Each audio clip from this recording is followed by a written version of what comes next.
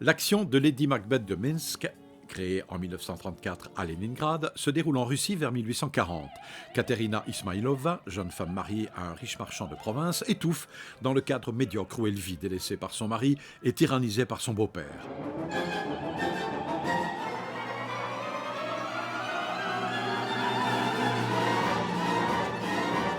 Devenue la maîtresse d'un commis, Sergueï, elle assassine, avec la complicité de ce dernier, successivement son beau-père et son mari.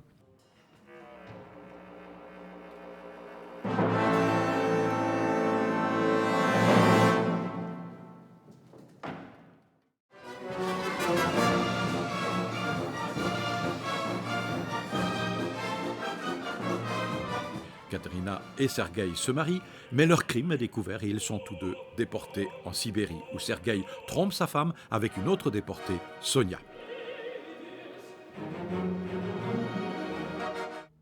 Katerina se jette sur Sonia et se précipite dans une rivière, noyant avec elle sa rivale. Opéra d'une rare puissance dramatique où se mêlent violence, viol et meurtre, cette tragédie satire, comme l'appelait Shostakovich, est avant tout l'extraordinaire portrait d'une femme, Katerina Ismailova, incarnée ici par la magnifique soprano passionnée et tragédienne bouleversante Nicola Belair-Carbone.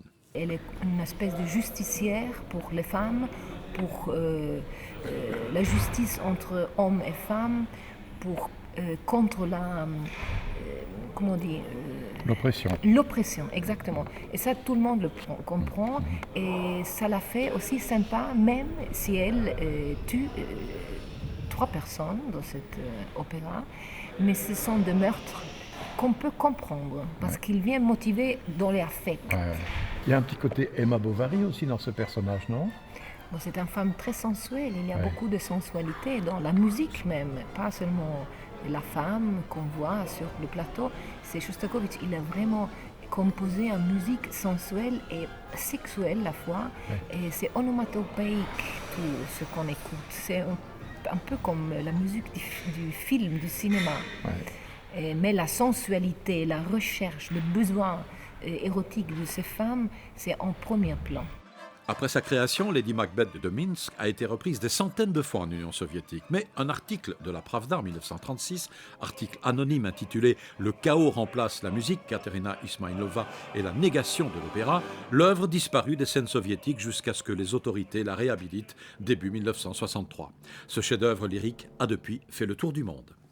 Une de mes grandes fiertés, un des défis de l'œuvre, notamment parce que Shostakovich était jeune à l'époque, il n'avait pas encore une grande expérience de la scène, c'est orchestré très lourdement, de manière très large, et on a réussi, les musiciens et moi, en amont déjà à prévoir tous les endroits où il fallait aider un peu la partition, donc en allégeant légèrement, en modifiant certaines dynamiques, et je dois dire que les répétitions avec le plateau se sont déroulées de manière très souple. J'ai un plateau aussi de premier plan, donc des gens qui connaissent le truc à l'endroit à l'envers, donc c'était beaucoup de plaisir. Puis finalement, pour une œuvre très exigeante, très difficile, qui est, on l'avait dit, une œuvre nouvelle pour les musiciens et pour moi, les choses se passent finalement très rondement.